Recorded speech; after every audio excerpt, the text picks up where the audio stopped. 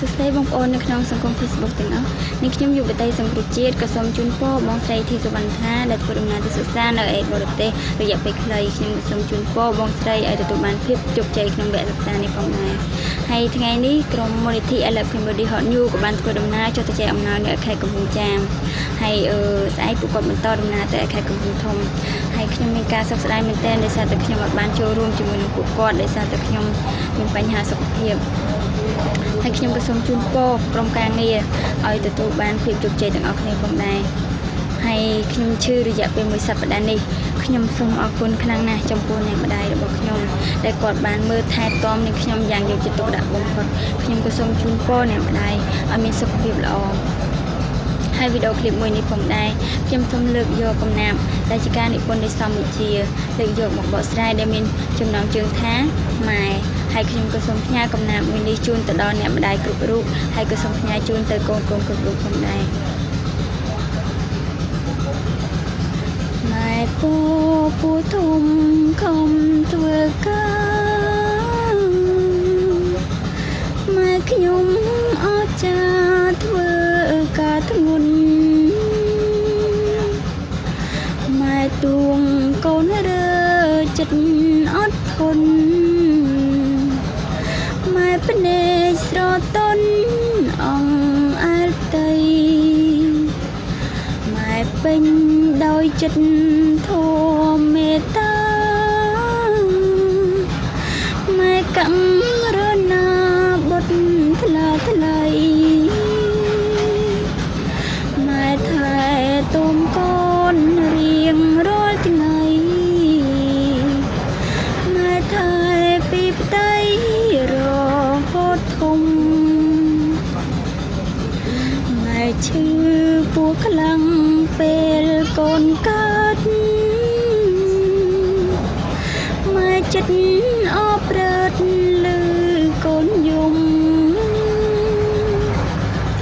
ម៉ែភ្លេចឈឺចាប់យ៉ាងដំណំម៉ែត្រូវតែទ្រាំព្រោះបុត្រពីម៉ែបំបើកូនខ្លាចកូនឃ្លានម៉ែមិនដែលហ៊ានឲ្យឃ្លាតឃ្លាម៉ែខ្លាចកូនឈឺគ្រុនរងងាម៉ែបីបំគ្រាថ្នាំថ្នមថែម៉ែលៀងអាចនោមពុំមានឆ្អើងម៉ែពុំដែលខ្ពើមជាតិជាម៉ែ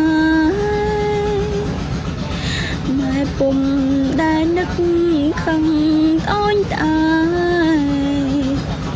ម៉ែច្រៀងបំពេឲ្យកូនកេង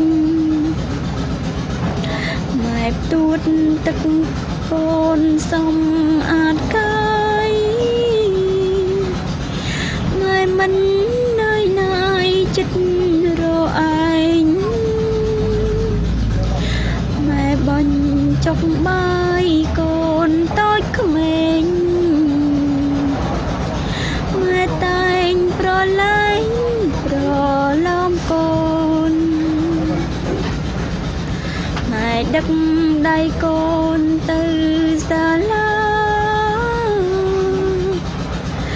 ម៉ែប្រដៅថាកុំភ្លេចខ្លួន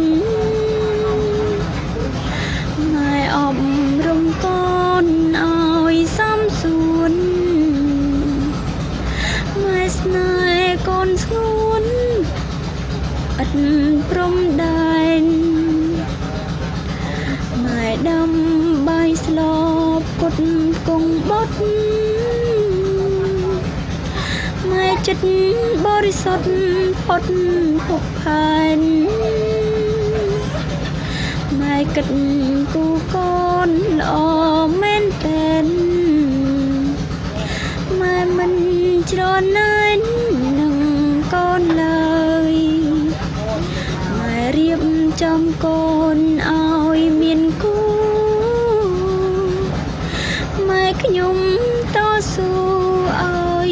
ស្បើយម៉ែគុតគង់កូនឲ្យដល់ត្រូវម៉ែមានកូនអើយកូនមិនភ្លេចចាបទនេះផងដែរខ្ញុំក៏សូម